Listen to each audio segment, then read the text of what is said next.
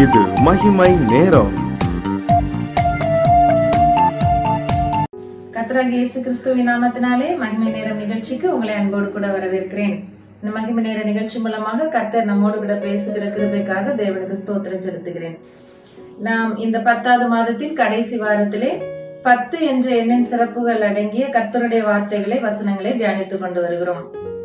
அந்த வரிசையில இந்த நாளிலும் 10 வெள்ளிக்காசை உடைய ஒரு ஸ்திரீயை குறித்த இந்த சம்பவத்தை நாம் லூக்கா எழுதின சுவிசேஷத்திலிருந்து தியானிக்க போகிறோம். லூக்கா எழுதின சுவிசேஷம் 15வது அதிகாரத்திலே 8, 9, 10 வசனங்களிலே ஒரு சம்பவம் எழுதப்பட்டிருக்கிறது. அன்றியும் ஒரு ஸ்திரீ 10 வெள்ளிக்காசை உடையவளாயிருந்து அதில் ஒரு வெள்ளிக்காசு காணாமல் போனால் விளக்கை கொளுத்தி வீட்டை பெருக்கி அதை கண்டுபிடிக்கும் வரைக்கும் ஜாக்கிரதையாய் தேடாமல் இருப்பாளோ? கண்டுபிடித்த பின்பு தன் சிநேகிதர்களையும் அயல் வீட்டுக்காரிகளையும் எல்லாரையும் வரவழைச்சு, காணாம போன என்னுடைய காசு கிடைச்சிச்சு, வாங்க எல்லாரும் சந்தோஷப்படுவோம் சொல்லி அவ எவ்வளவு தன்னுடைய சந்தோஷத்தை வெளிப்படுத்துவா. அப்படி காணாம போன ஒரு வெள்ளிக்காசை கண்டுபிடிச்சது நிமித்தம் ஒரு ஸ்திரீயோட சந்தோஷம் இருக்கிறது போல, இழந்து போன ஒரு ஆத்மா, மனம் திரும்புகிற ஒரு ஆத்மாவின் நிமித்தம் பரலோக ராஜ்யத்துல தூதர்கள் மத்தியில மிகுந்த சந்தோஷம் உண்டாயிருக்கும் என்று சொல்லி இந்த வசனம் எழுதப்பட்டிருக்கிறது. அப்போ 10 வெள்ளிக்காசு ஒரு ஸ்திரீயோட கையில இருக்கு. ஒண்ணுதான் காணாம போச்சு. வெள்ளிக்காசுங்கிறது விலையேறப்பெற்றது, அது உயர்ந்தது, சிறந்தது. அதுல ஒண்ணுதான் காணாம போச்சு. சரி, அதுதான் நம்ம கையில 9 இருக்குதே, போனா போகுது அப்படின்னு இருக்க முடியாது. ஏன்னா அது விலையேறப்பெற்றது. அப்போ அந்த ஒரு வெள்ளிக்காசை கண்டுபிடிக்கிறதுக்காக அந்த ஸ்திரீ தன்னுடைய நேரத்தை எப்படியெல்லாம் செலவிடுறா பாருங்க. விளக்க கொளுத்துறா, வெளிச்சத்தை எடுக்கிறா, வெளிச்சத்தை பயன்படுத்துறா, அடுத்து வீட்டை பெருக்கி அப்படின்னு போட்டிருக்கு. அப்போ எல்லாம் சுத்தம் பண்ணி எங்கேயாவது ஓரமா ஒதுங்கி இருக்குதா அப்படின்னு தேடி கண்டுபிடிக்கிறதுக்கு வீட்டை கூட்டி எடுத்து தேடுறா. அவ்வளவு பிரயாசம் எடுத்து தேடி கண்டுபிடிக்க வேண்டிய, ஏற்கனவே அது அவளுக்கு சொந்தமான ஒரு பொருள், இப்பொழுது அவளுடைய கையிலிருந்து அது காணாமல் போய்விட்டது. அதை திரும்ப மீட்டெடுக்கிறதுக்காக அவள் பிரயாசப்பட்டு முயற்சி எடுத்து அதை கண்டுபிடிக்கிறாள். கண்டுபிடிச்சு மிகவும் சந்தோஷப்படுறா. இன்னைக்கு 10 வெள்ளிக்காசு அப்படிங்கிறது, 10ங்கிற எண்ணோட அர்த்தம் நம்ம ஒரு காரியத்தோட முடிவு அப்படின்னு பார்த்தோம். அப்போ இவ்வளவு நேரம் மறைஞ்சு கிடந்த ஒரு விஷயம், அந்த மறைஞ்சு கிடந்த வெள்ளிக்காசு வெளிப்படுற நேரம் கண்டுபிடிச்சு மிகுந்த சந்தோஷம். அது காணாம போகிற ஒரு ஆத்மா நிமித்தம் பரலோகத்துல உண்டாகிற சந்தோஷம் சொல்லப்பட்டிருக்கு.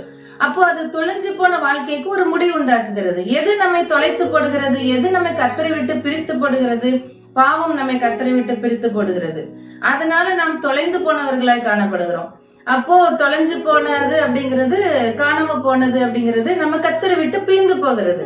அப்போ மறுபடியும் அந்த உறவு, கர்த்தருடைய உறவுக்குள்ள, கர்த்தராகிய இயேசு கிறிஸ்துவுக்குள்ள வந்து திரும்ப அந்த உறவு கிடைக்கும் பொழுது பரலோக ராஜ்யம் மிகவும் சந்தோஷப்படுகிறது. இன்னைக்கு உங்க வாழ்க்கையில நீங்க ஏதோ ஒரு தொலைஞ்சு போன ஃபீலிங்ல இருக்கிறீங்க, ஆண்டவரை விட்டு விலகி போனீங்க, ஏதோ ஒரு காரியம் உங்களை கர்த்தரை விட்டு பிரித்து போட்டது, ஏதோ ஒரு சூழ்நிலையில நீங்க கர்த்தரை விட்டு விலகி போன நிலைமையில இருக்கீங்க. ஆனா ஏற்கனவே நீங்க கர்த்தருக்கு உரியவர்கள். இந்த 10 அப்படிங்கிறது கொஞ்சம் அப்படிங்கறத குறிக்கும். கொஞ்சம் காசு, கொஞ்சம் ஆத்துமாக்கள் தான் ஒருவேளை ரட்சிப்புக்கு தேர்ந்தெடுத்து கொள்ளப்பட்டவங்க. ஒருவேளை உங்க வீட்டுல கொஞ்சம் பேர்ல ஒருத்தரா உங்களை ஆண்டவர் தேர்ந்தெடுத்திருப்பாரு. கொஞ்சம் அப்படிங்கிறது தான் ரொம்ப முக்கியம். அப்போ தொலைஞ்சு போய் நான் அவ்வளவுதான் முடிஞ்சு போச்சு, என்னுடைய வாழ்க்கையில கர்த்தருக்கு எனக்கு சம்மந்தம் இல்லை அப்படின்னு நீங்க நினைச்சுக்கிட்டு ஒரு ஓரமா போய் ஒதுங்கி நிக்கிறீங்க. ஆனா ஆண்டவருடைய வார்த்தை இன்றைக்கு உங்களோடு கூட பேசுகிறது. ஏற்கனவே நீங்கள் அவருக்கு சொந்தமானவர்கள். ஏன்னா 10 காசு ஏற்கனவே அவ கையில இருக்குது. இருந்த ஒன்றுதான் காணாம போகுது. அப்போ இப்போ நீங்க ஒரு ஓரத்துல முடங்கி போய் நிக்கிறீங்க. எங்கேயோ ஒரு ஓரத்துல உங்க வாழ்க்கையில எதையோ இழந்துட்டு, சமாதானத்தை இழந்துட்டு, சந்தோஷத்தை இழந்துட்டு, ஏதோ ஒரு பாகத்துல விழுந்துட்டு நீங்க ஓரமா தொலைஞ்சு போன நிலைமையில நின்று கொண்டு இருக்கிறீங்க. ஆனா ஏற்கனவே நீங்க ஆண்டவருக்கு சொந்தமானவர்கள். அப்போ ஆண்டவர் உங்களை விட போறது இல்ல.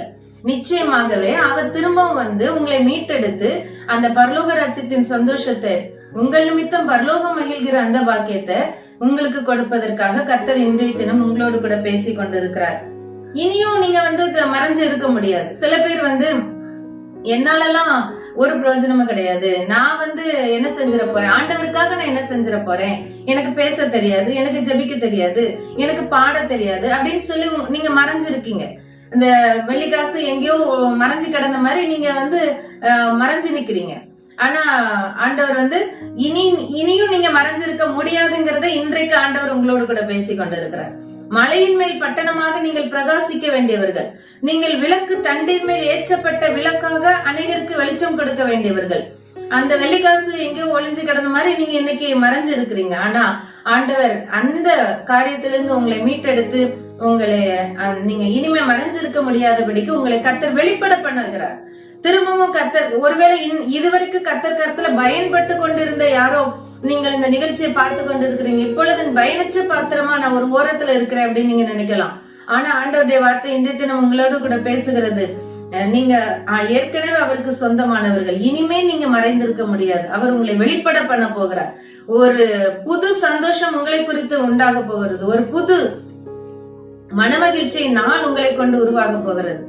நீங்கள் வெளிப்பட போகிறீர்கள். உங்களுடைய தாளந்து வெளிப்பட போகிறது. உங்களுக்குள்ள இருக்கிற அபிஷேகம் வெளிப்பட போகிறது. உங்களுக்குள்ள மறைந்திருக்கிற திறமைகள் எல்லாம் வெளிப்பட போகிறது. உங்களுக்குள்ள இருக்கிற ஜெப ஆவி வெளிப்பட போகிறது. உங்களுக்குள்ள இருக்கிற வசனத்தின் ஞானம் வெளிப்பட போகிறது. உங்களுக்குள்ள இருக்கிற ஜீவ ஊற்று வெளிப்பட போகிறது. உங்களுக்குள்ள இருக்கிற தெய்வீக சுபாவங்கள் வெளிப்பட போகிறது. உங்களுக்குள்ள இருக்கிற அன்பு, இரக்கம், தாழ்மை, சாந்தம் போன்ற தெய்வீக குணநலன்கள் வெளிப்பட போகிறது. யாருக்கும் உதவாதவர்களா, எங்கோ ஒரு ஓரத்துல யாருமே தேடாத ஒரு ஒதுக்கப்பட்ட புறக்கணிக்கப்பட்ட நிலைமையில நீங்க நின்று கொண்டு இருந்திருக்கலாம் இவ்வளவு நாள் வரைக்கும். ஆனால் அதற்கு இன்றைய தினம் ஒரு முடிவு. 10ங்கிறது ஒரு காரியத்தின் முடிவுன்னு சொல்லி நம்ம பார்த்துட்டு இருக்கோம். 10க்குள்ள இது நடந்துரும் அப்படின்னு சொல்லி 10 நிமிஷம் தான் இது, இப்ப கிளம்பிடலாம் அப்படின்னு சொல்லி ஒரு 10ங்கிறது ஒரு ஒரு நிறைவு. ஏதோ ஒரு காரியம்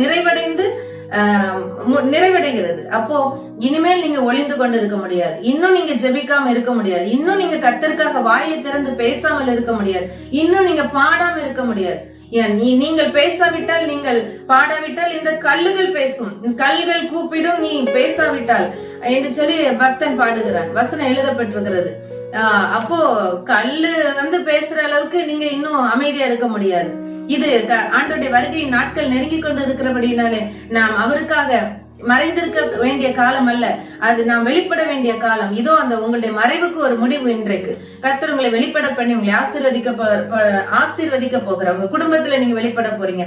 உங்க திருச்சபையில நீங்க வெளிப்பட போறீங்க. உங்க சமுதாயத்துல, உங்க அலுவலகத்துல, நீங்க வேலை பார்க்கிற இடத்துல, நீங்க தொழில் செய்கிற இடத்துல, நீங்க படிக்கிற இடத்துல கர்த்தர் உங்களை வெளிப்படுத்தி உங்களை கொண்டு வித்தியாசமான காரியங்களை செய்ய போறார். நீங்க ஒருவேளை ரட்சிப்பை இழந்திருந்தீங்கன்னா ரட்சிப்பை பெற்றுக்கொள்றீங்க. நீங்க உங்க சந்தோஷத்தை இழந்திருந்தீங்கன்னா சந்தோஷத்தை பெற்றுக்கொள்றீங்க. உங்களுடைய மகிமை, உங்களுக்கு ஆண்டவர் கொடுத்த மேன்மைகளை இழந்திருந்தீங்கன்னா ஆண்டவர் இந்த நாளை இழந்த எல்லாவற்றையும் திரும்ப கொடுத்து மிகவும் சந்தோஷப்பட போகுது. உங்களுக்குள்ள சந்தோஷம் பரலோகத்திலும் மிகப்பெரிய சந்தோஷம். நாம் ஜெபிக்கலாம். அன்பின் பரலோக தகப்பனே, நீர் எங்களோடு கூட பேசின அன்புக்காக உம்மை நன்றியோடு துதிக்கிறோம், உம்மை ஸ்தோத்தரிக்கிறோம் அப்பா. ஆண்டவரே, அந்த ஸ்திரீ பிரயாசப்பட்டு தேடி கண்டுபிடித்தது போல தகப்பனே, நாங்க வெளிப்படணுங்கிறதுக்காக, மறைஞ்சிருக்கிற நாங்க உமக்கு மகிமையா வெளிப்படணுங்கிறதுக்காக நீங்க எங்களுக்காக ஆண்டவரே சிலுவையில ரத்தம் சிந்தி நீங்க சம்பாதிச்சீங்கப்பா. நீங்க மீட்ப சம்பாதிச்சீங்க ஆண்டவரே. இப்பொழுதும் ஆண்டவரே உங்க ரத்த கிரயத்து நிமித்தம், உங்க பிரயாசத்து நிமித்தம் அப்பா, உங்க அன்பி நிமித்தம் ஆண்டவரே அப்பா, வெளிச்சத்தை அவ உண்டு பண்ணி தேடினது போல நீங்க உலகத்திற்கு வெளிச்சமா வந்தது நிமித்தம் ஆண்டவரே துதிக்கிறோம், ஸ்தோத்திரிக்கிறோம் அப்பா. இன்னைக்கு மறைந்திருக்கிற எல்லாரையும் ஆண்டவரே வெளிப்பட பண்ணுகிறதற்காய் ஸ்தோத்திரம்ப்பா. பாவத்தினால மறைந்து போனவங்க, சாபத்தினால மறைந்து போனவங்க, கடல்னால மூழ்கி மறைந்து போனவங்க, அவங்க தொலைந்து போன வாழ்க்கை எல்லாம் இயேசுவின் நாமத்தினாலே அந்த நெகட்டிவ் சிச்சுவேஷனுக்கு முடிவு உண்டாக்கி இந்த நாளிலே நீங்க மகிமையாய் வெளிப்பட பண்ணுகிறதற்காய் ஸ்தோத்திரம் அப்பா. மிகுந்த சந்தோஷம் உண்டாகிறதற்காய் ஸ்தோத்திரம். இயேசுவின் நாமத்தில் ஜெபிக்கிறோம் நல்ல பிதாவே, ஆமென்.